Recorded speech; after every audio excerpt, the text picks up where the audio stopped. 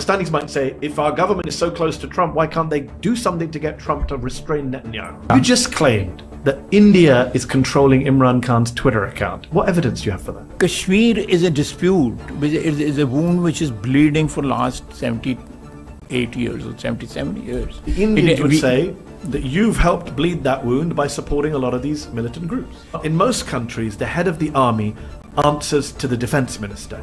In your country, you, the defense minister, answer to the head of the army, don't you? Asif Munir is a more powerful person than you are. Every country has a deep state. But in your country, the deep state's in charge. I'm not claiming that we have perfect democracy. Okay. Ultimately, we are marching towards that. I'm in prison for 6 months without any charge. But that's the problem with Pakistan. You all imprison each other every time you come to power. If he's claiming equity, he must prove that he has clean hands. That's not how the law works. Yeah. Did your government make a fool of itself by nominating Trump for a Nobel Peace Prize the day before he attacks another country?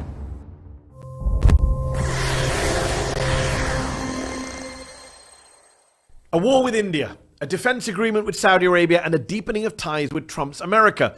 What a year it's been for Pakistan, which also continues to face political upheavals at home with the ongoing and hugely controversial imprisonment of former Prime Minister Imran Khan. Joining me now to talk about all of this and more is Pakistan's Defense Minister, Khwaja Asif. Thank you so much for joining us here in New York. You're here at the United Nations. There's a lot going on in the news, separate to the UN. Big news right now with Pakistan, a lot of people are asking, is the Defense Pact.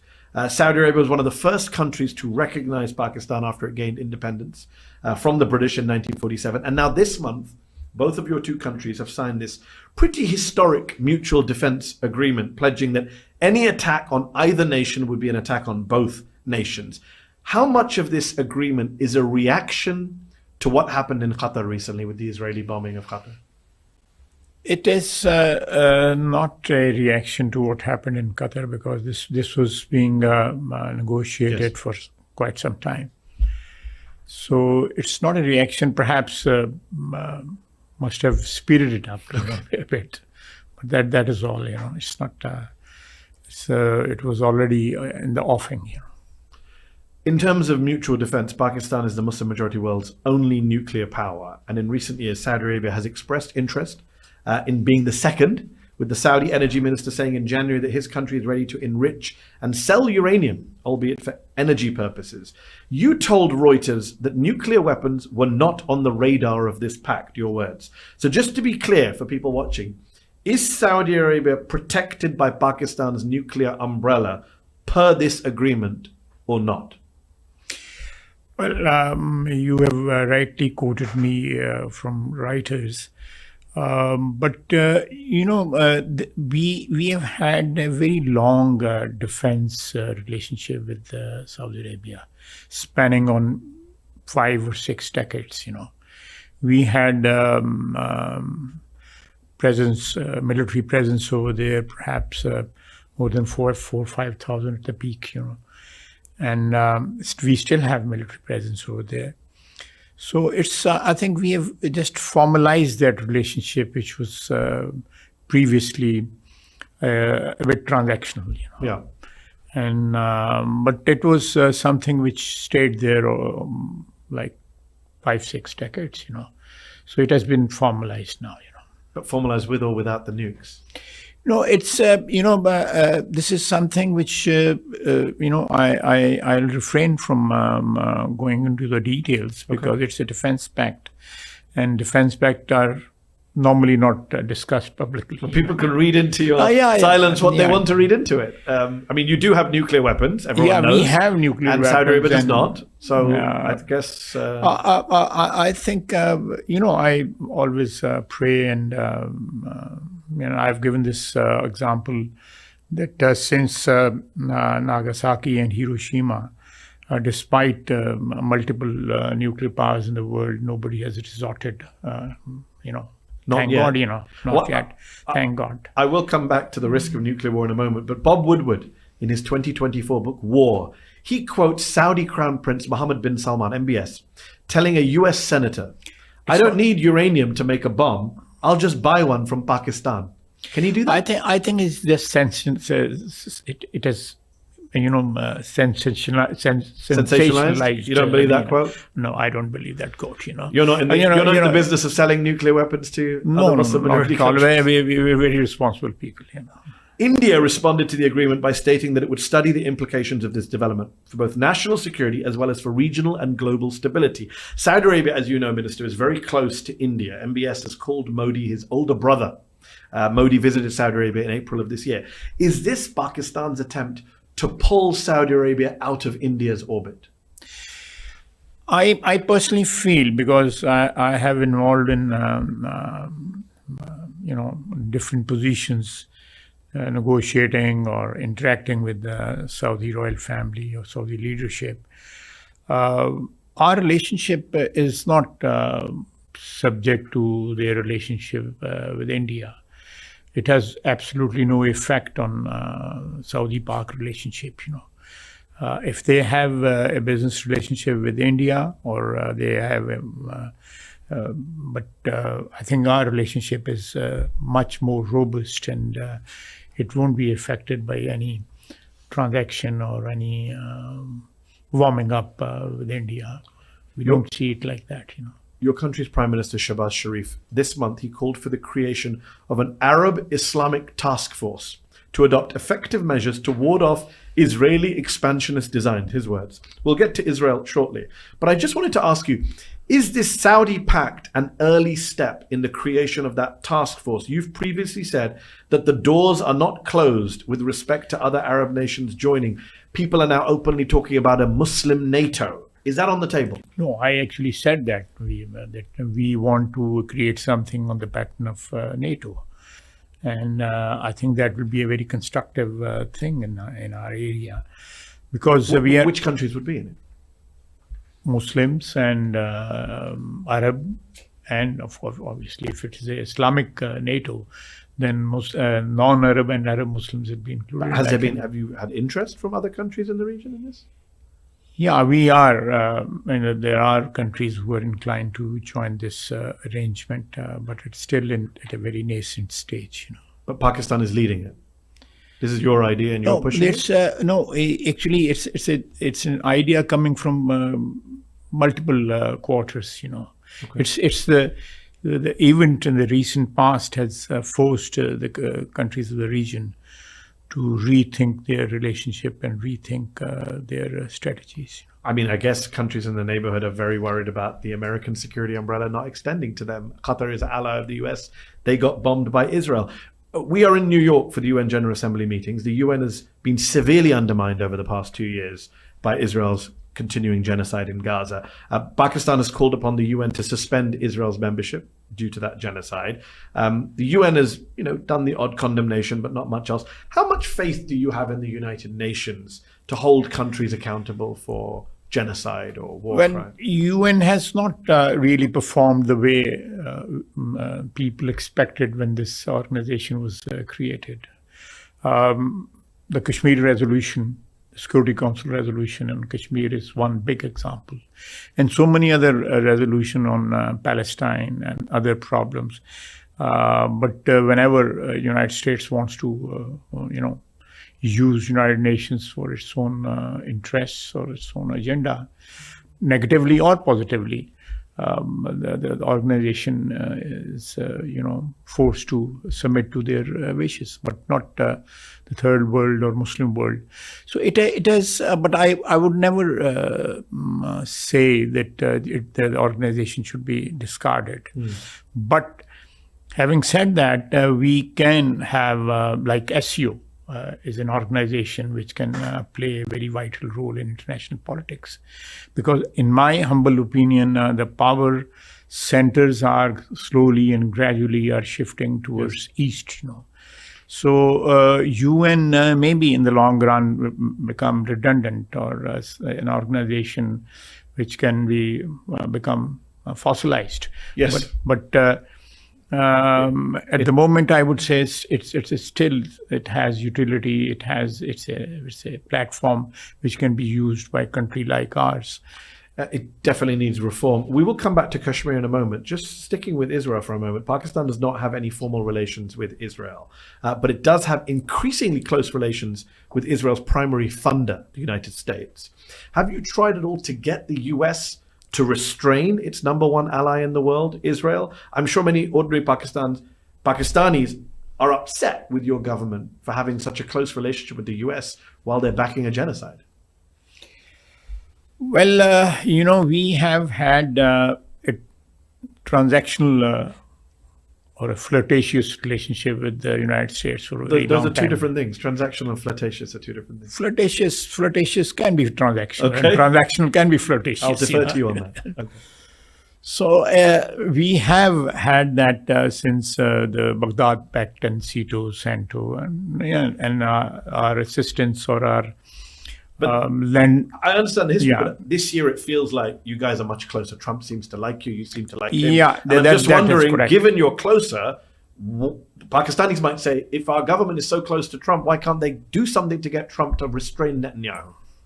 Have you done anything? I think some of our friends and brothers, they were much closer to Trump or to United States. Historically speaking, they couldn't persuade them to abandon Israel because of the Israeli influence in American politics. That's a very big factor of which has shackled the United States of America politically and otherwise. Your country gave a top US general just a few weeks ago Pakistan's Nishan-e-Imtiaz, the National Medal of Excellence. A lot of people were upset with that.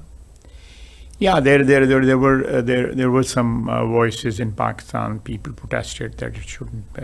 So why did you do it? We have military cooperation arrangements with the United States. And it's historical. It's nothing new. Okay. So it has seen ups and downs, but it has stayed sometimes very active, sometimes inactive. So you keep citing the history, which is true, but I'm just seeing something very different this year. On June 20th of this year, for example, Pakistan publicly, officially nominated Donald Trump for the Nobel Peace Prize. The very next day, Trump became the first American president to bomb Iran in what many view as a totally illegal strike.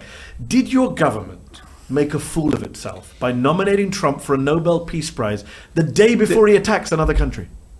But we didn't know that he's going to attack You didn't, the next day. but then you looked foolish, did you not? But let me, the reason behind that, the role President Trump played between, bringing the clash between India and Pakistan to halt, and the ceasefire. You give him credit for that. Yeah, we give it. The Indians don't. They don't. He said it, I think, the 42nd time yesterday. He did. He really wants a Nobel Peace Prize. Yeah. Do you still believe he should get one even after bombing Iran?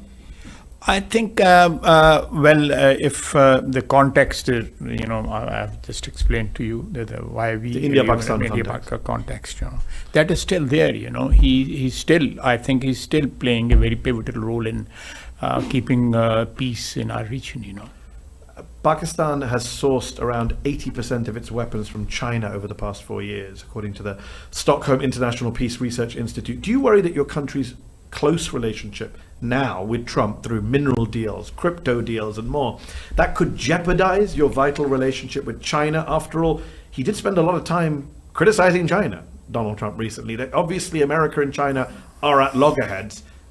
And they will remain at loggerhead. But are you worried about jeopardizing your long-standing relationship with China? No. We are not worried about that because it's a time-tested relationship with China. Since the late 50s and Indo. But they might not like you flirting with the US. I can respond to that, but I'll just conclude it by saying that China is not worried about our flirtatious or whatever you call it. You used the word flirtatious. I did not. Is Pakistan's strategic future, you're the defense minister, you look at military strategy, you're planning years ahead. Is your strategic future with China or with the US? It can't be with both. You're right. You're right. In the past, China, and even today, and inshallah in future also, Pakistan has been a very reliable ally, a very reliable, provider of arms of all kinds to us. We are Air Force, our submarines, JF-17 and 10, both are Chinese planes. Our submarines are from there. Almost a major portion of our arms are from China, and our defense cooperation is increasing. It is much more robust than before. With China? With China. And then the main reason is unreliability of other sources like United States of America. So then, are you basically saying your strategic future is with China, not the US?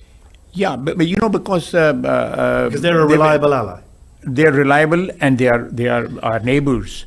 We share borders, and Yes. we share the geography also. But because they're your ally, you never criticize China. You would criticize the genocide in Gaza, but the Pakistani government won't criticize China's genocide of Uyghur Muslims in Xinjiang.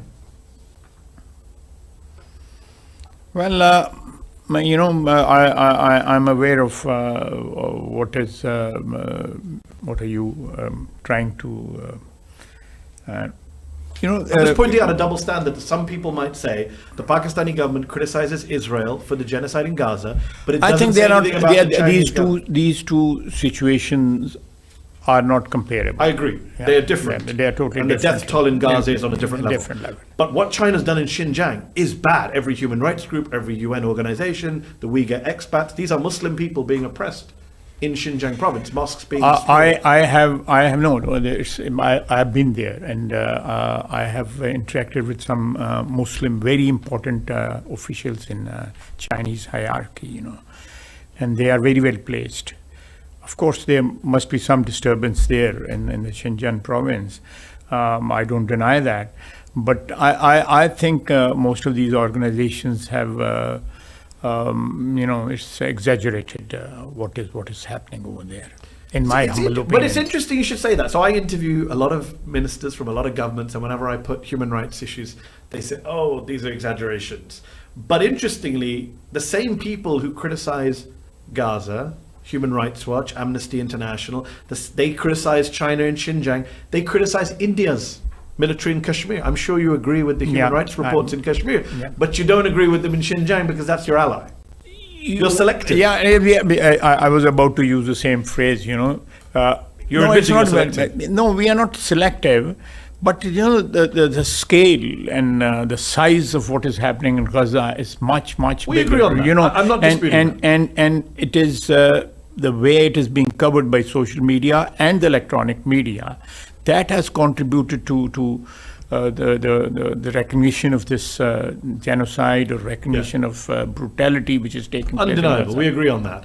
The Indians, of course, would say when Pakistan criticizes what's happening in Kashmir, that's exaggerated. Those are just disturbances. Kashmir is a human rights disaster, I think we can agree on. I just want to be clear, Minister. Is Pakistan's position, you mentioned the UN resolution a moment ago, is Pakistan's position that there should be a referendum to determine the future of Kashmir? And would that referendum be a binary choice between being part of India or being part of Pakistan?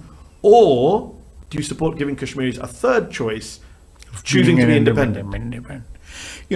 This has been discussed over many decades, just to find a way out of this deadlock. If the parties to this conflict, China is also a party to it, because part of Kashmir is with China also. If they can, I'm not suggesting anything, but if they can sit together, if they really want to find a solution for Kashmir problem, and if that is the solution acceptable to people in Kashmir, that could be a way out of the stalemate. What is your government's policy? Because you mentioned our government policy. The UN resolution doesn't offer an independence vote. It offers our stated policy is definitely what the resolution states. Because Imran Khan, when he was Prime Minister, and we'll come to him later, he actually said he would be open to a third choice in a referendum. I'm just wondering if your government I for the time being, as long the resolution is there, and if there is an effort that the third choice should be, the option should be explored, then of course that could be one of the options. So just to clarify for your viewers, the government policy is still UN resolution, referendum, choose between India and Pakistan, but you're not opposed to the possibility of a third choice. If it is the parties to the conflict, they agree on finding another solution. It's not about the parties' conflict, it's about the people on the ground, self-determination. I got to ask, you're the defense minister. There was a conflict this year, 4 days, a lot of violence. How close did India and Pakistan get to using nuclear weapons? No, I think there was absolutely no possibility of using nuclear weapons, And you had this 4-day military conflict with India, again over Kashmir, following this deadly attack by militants on civilians in Pahalgam. Pakistan denied sponsoring that attack. India has not provided any evidence to the world that you were behind it. But the truth is that your country does have a long history of backing militant groups in Kashmir. Former President Pervez Musharraf said about 15 years ago, he admitted it in an interview with a German magazine. You, in an interview with Sky News earlier this year, you said Pakistan had done dirty work for the West, especially during the Afghan jihad. I mean, that's undeniable, right? You don't deny Pakistan's history with a lot of these militant groups. I particularly our participation in two so-called jihads, one against Soviet Union, yes, and the other against the Taliban. I think Pakistan had no business to be there in both these situations. Whatever we are facing internally today, the terrorism and the religious radicalization and overdose of religious fervor, that is because of these two episodes which took place, one in 80s and one just the last. But you were not passive observers. You chose. We chose. We made a mistake. We made a mistake. But what about today? Mistake. Is the mistake over? No. Or is it ongoing? We made a mistake. This is my personal view. Fair. There was a dictator in a military ruler. Ziaul Haq was there. He was desperately, exploring the possibility of establishing some sort of relationship with the United States. So this was one opportunity, and we lent our whatever was available or whatever. Understood. Was. The second episode took place again. Musharraf lent his support.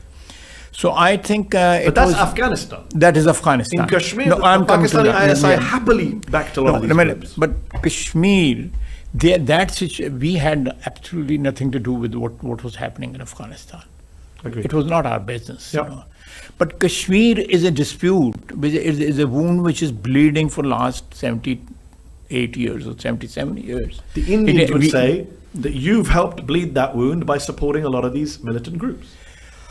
I don't think so. I don't think so. I don't think so, because there is an indigenous freedom movement, though it's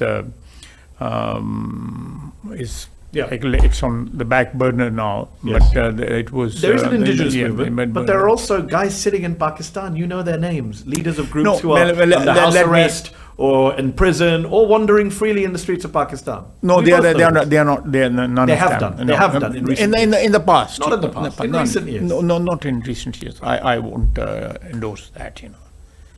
So we can. I just want to be clear. Then you're saying, as of today, September 2025, Pakistan and Pakistani ISI is not backing any militant groups. Absolutely.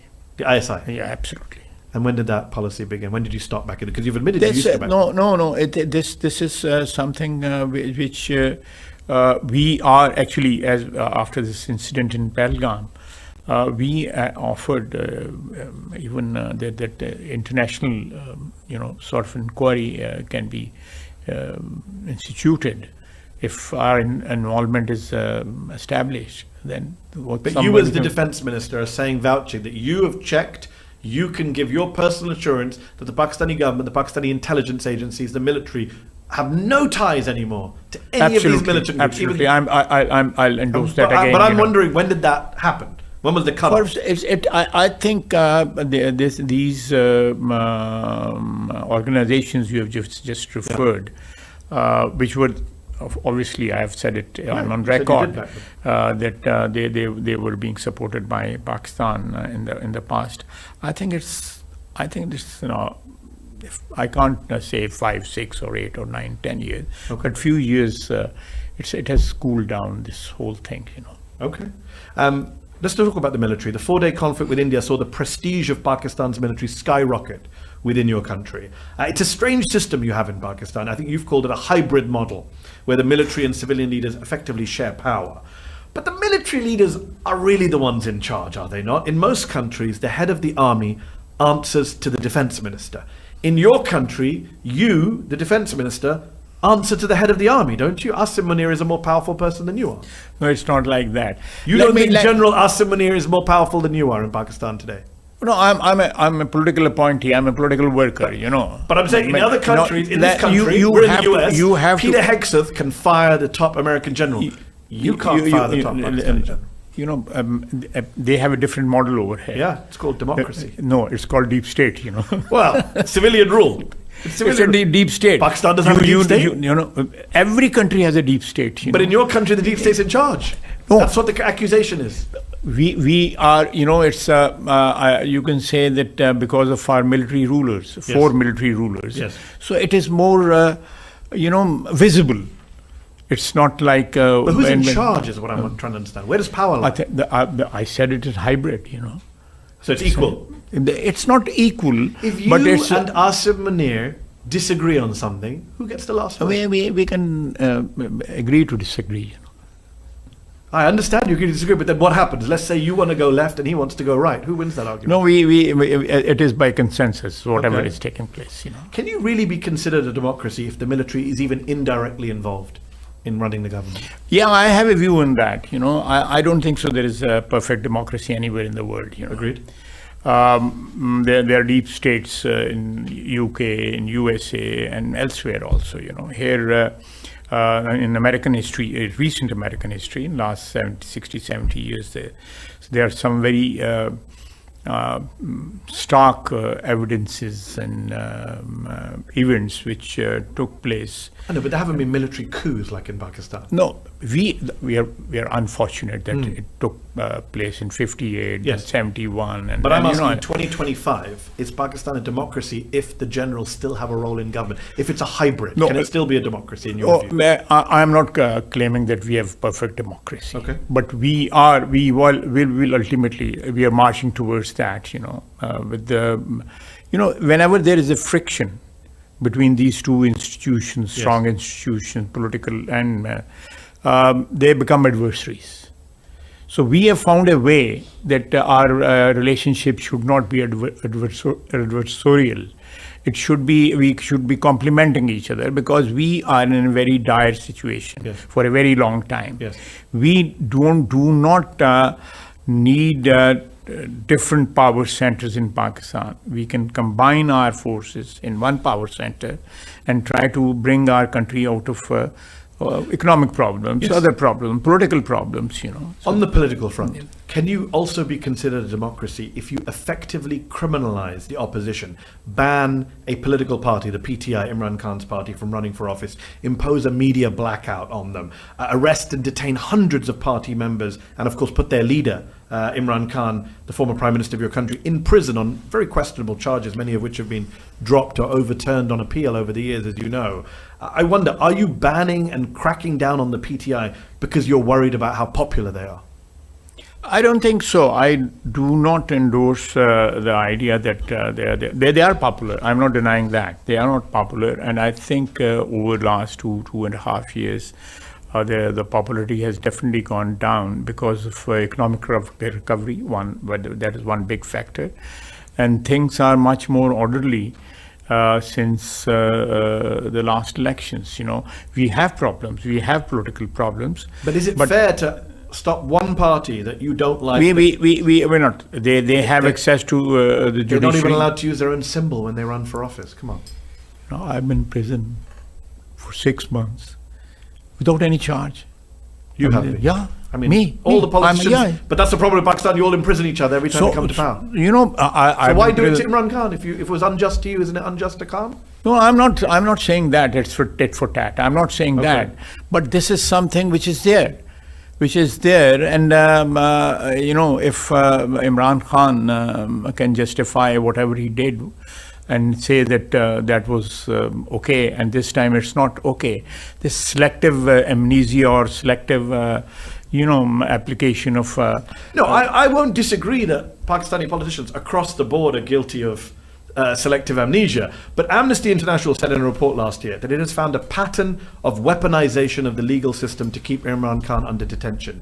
And it's not just Amnesty. You're here in New York attending the UN General Assembly. The UN's own working group on arbitrary detention said last year that there was no legal basis for Khan's imprisonment. They called it arbitrary. They called it a violation of international law. What is your response to those UN experts? While you're here in New York for the UN, what do you say to them? Well, I think they have an opinion with which I disagree. Their opinion is that you're breaking the law. No, we are not breaking the law. Pakistan is in violation of international law. No, that's what they said last year. I disagreed with that. Totally disagree with that. Pakistan has a situation whereby we are trying to recover from a very, very misrule or a bad rule or whatever you can call it for 3.5 years. Absolutely, even the families were in the jail during Imran Khan's rule. Nawaz Sharif's daughter was there. You just said it wasn't tit for tat. No, it wasn't tit for tat. But every time I ask about Imran Khan, you say, well, but we were in prison as you well. have to refer to the context. So I happily condemn that as well. Yeah. In fact, I interviewed Imran Khan and I asked him about that. But, you know, like for instance, I remember that. I'll give you an example. You know, way back in 2012, I accused Imran Khan for siphoning money of Shaukat Khanum and investing it in real estate in Muscat through offshore companies. He gave me a notice, defamation notice. Yeah. 13 years have passed. He's not, cross-examined me. I begged them, please cross-examine me because I have proofs. From their own balance sheet. He's in the capacity to do that now, is he? Yeah. He's in prison. No. He's in prison. You said before that he could have done it. 2012. He was in power. But you know that many of the cases your government's thrown have fallen apart. Illegal marriage fell apart. You know, there all these ridiculous charges. There are multiple charges fell apart. Whatever little knowledge I have, legal knowledge I have, there are cases will definitely stick. You don't think he's being persecuted as the UN and Amnesty and others say? I don't agree with that. Well, let's look at the evidence. Jemima Khan, Imran's ex-wife, said in July of this year, "My children are not allowed to speak on the phone to their father." Pakistan's government has now said if they go there to try and see him, they too will be arrested and put behind bars. No, they will. It will never happen. You haven't threatened his children. You know, I can guarantee that. You're giving a guarantee that Imran Khan's sons, Suleiman and Qasim, can go to Pakistan and meet with their father. You're giving that guarantee right now. You know, they can come. And they won't be arrested. They won't be detained. They won't be arrested. Harmed. They won't be harmed. Okay. Well, we've seen it. Let's see. Let them come. You know. The reason they're worried is because it's not just them. Khan's sister Alima says that he's been deprived of proper legal access. On July the 1st, Khan's lawyer was granted only 95 seconds to consult with the former PM. In fact, just this week, Imran Khan's lawyer, Salman Akram Raja, said that Imran Khan had to join a court hearing via cell phone and WhatsApp from his prison cell. The judge couldn't hear him. He couldn't hear the judge, but the trial continued nevertheless. How is that a fair trial? No, that didn't happen. Let me... he said this on Tuesday. Salman Akram Raja, who once represented... He's operating a Twitter account from the jail cell, you know. Do you know that? You said he was operating from India the other day. I saw you say that. No, you said India is controlling his Twitter account. Who's then? What is the truth then? You tell me. You just made two different allegations. I'm saying that... Is it Imran in his prison cell or is it India? You know, it is one... either he's operating from the cell or he should at least identify who's operating the... You just said a moment ago that he wanted to sue you for defamation. Yeah. You just claimed that India is controlling Imran Khan's Twitter account. What evidence do you have for that? It's a big claim to make. What's the evidence? The evidence, I cannot publicly disclose the evidence. If you can't publicly disclose the evidence, why make the claim? No, because it's Just there. trust It's that. there. We have to trust the Pakistani defense there. minister. It's You there. believe that India is controlling his Twitter account based on what? Intelligence? Yeah, based on obviously intelligence. But you're gonna- Nobody's So stating it do you really openly. think Pakistanis, they'll believe a lot of stuff. Do you really think they'll believe that Imran Khan is unpatriotic? There's a lot of things you can believe about him. You can say, oh, he's corrupt, he's this, that, whatever. Do you think people will believe that he's working for India? No one seriously believes that. Well, that's a discussion which is there is evidence of that, in recent tweets. I'll just give you one evidence. Yeah. He has never condemned the Taliban's. I mean, I asked him that question too, and he kind of did. Yes, later he did. And even 3 or 4 days back. What's that got to do with India controlling? No, I'll come to that. Okay. His statement, maybe 4 or 5 days back, he was again asking, the Taliban's, they should be treated differently. And during his rule, thousands are brought back to Pakistan. And I think we've already discussed all Pakistani governments are guilty of supporting dodgy groups. I just want to focus on this trial issue, because you say he's having a free trial. All of the trials he's had have been jail trials conducted inside the Adiala prison premises. Under international law, which Pakistan has signed up to, the ICCPR convention, you're supposed to have a public hearing. Why can't he have one? Why is it in jail? The same thing was done to Nawaz Sharif also. Again, we're back to tit for tat. So because it happened to Nawaz Sharif, it should happen to Imran Khan? They said if you come into equity, you must come with clean hands. That's the maximum of equity. Are you saying you have clean hands? Huh? Are you saying your government has clean hands? No, he doesn't have clean hands. But you're admitting then. If he's hold on. demanding you're admitting then that you're depriving him of rights. No, he's claiming equity. He may be a hypocrite, not a hypocrite. That's irrelevant. The issue is, are you depriving him of the rights that he is entitled to? A fair and public trial. No, if he's claiming equity, he must prove that he has clean hands. That's not how the law works. Yeah. People are entitled to rights regardless of whether they're hypocrites equity or criminals. Is one big pillar of law. The international law that you signed up to Pakistan says everyone is entitled to a fair and public hearing. He's not getting one. He's on a WhatsApp call from his prison cell. That's not a fair public hearing. I'm not aware of this particular transaction or incident. I mean, he's having all his trials inside Adiala prison. You know that. Yeah, that's not a public hearing. This is something which is happening for the last 72 years or 78 years in Pakistan. Okay. Your argument seems to be everyone's done bad stuff, so we're doing bad stuff. You said at the beginning, no tit for tat, but you spent the last 5 minutes. I think the freedom they have in Pakistan, the PTI workers and their social media and all, it's unprecedented. No, there's a huge crackdown on the PTI. Hundreds have been arrested. Hundreds, thousands. No, I think this is according to Human Rights Watch, Amnesty International. This is exaggerated. Donald Trump reportedly told your military chief, General Asif Munir, in June that he must resolve the situation with Imran Khan. What do you think he meant by that? And what's Pakistan going to do? I don't know. Well, the resolution can be legal, constitutional, or of the sort which is available in on the statute books. Okay, but you're not going to release him because Donald Trump tells you to. Let's talk about some other. Time's running out. I appreciate you taking time out. A couple of other important issues. One is what Pakistan has endured since June, some of the heaviest monsoons in recent years, affecting more than 6 million people, more than 1,000 people killed, 12,000 homes damaged. You have said in the past, climate change is the direct result of unbridled capitalism, you have said. Your climate minister has called it a crisis of justice. Number one, what is Pakistan doing to try and tackle this crisis? And number two, when you hear Donald Trump say at the UN, climate change and wind power is the greatest con job ever perpetrated on the world, is that something you agree with? I don't agree with that. Okay.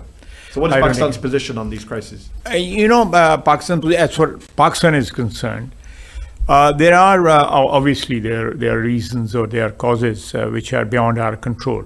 The greenhouse gases and whatever is being done by the industrialized world. But the rest, if you ignore just the rest of the world, but there are things which we can do to mitigate the situation in Pakistan also. We have, for instance, in Pakistan, the forests are gone. Our mountains are almost totally denuded of the forests. That's one big reason. Our glaciers are melting, and greenhouse gases, local production of these gases is still there. Our laws are there on the statute books, but they are not being fully implemented, or they are not. There's absolutely no force behind those laws. So the violation of these environmental laws is something which is very evident in Pakistan. So I think we should, as far as the environment problem is concerned, we should set our house in order.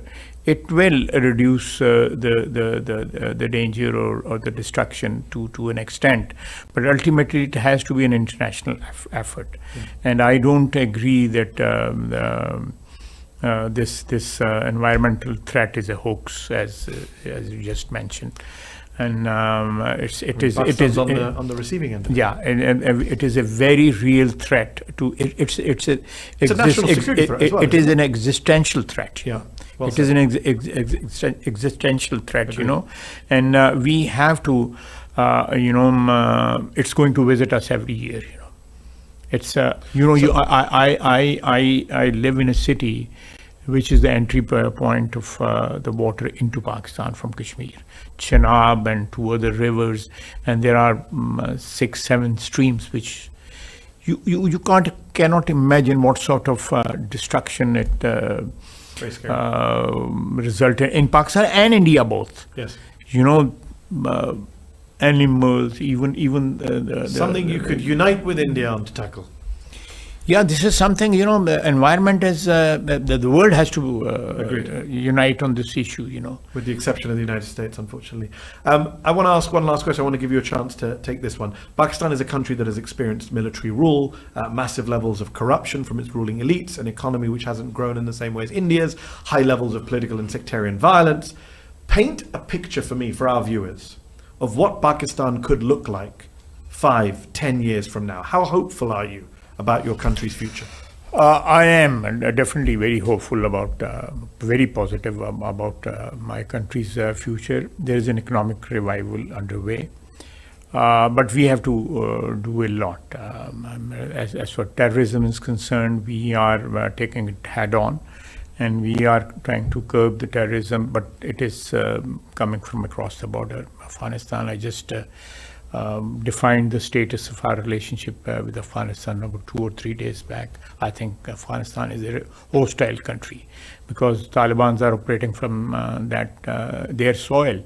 I went there, I think, 2.5 years back, and they said we can relocate the Taliban, take them to the western regions, and they asked us for a certain sum for that.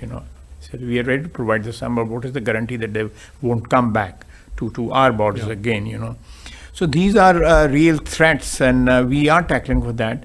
But situation was very bad 2 years back when we took over, and when Shahbaz Sharif became the Prime Minister second time, And but since then we have traveled a long way, and we can see the light at the end of the tunnel. We have some very serious problems. But even just half an hour or 45 minutes back, I was in a meeting where we have started settling down our circular debt. It's a national problem. So for the first time, a thing which was considered 3 years or 4 years back impossible, that liability is being liquidated. That's a national liability. And banks are taking over that liability, and the government is becoming more liquid and more viable, financially viable. So I'm definitely hopeful. There was dismay and totally hopelessness 2 or 3 years back, but we are definitely hopeful now that things will get better. And obviously, with the revival of economy and revival eradication of terrorism, things will settle down, and we can then tackle the political problems you just pointed out, I hope you positively. I hope you positively. can. Asif Khwaja, Defense Minister of Pakistan, thank you for appearing on Zateo. We appreciate it. It's a pleasure talking to you.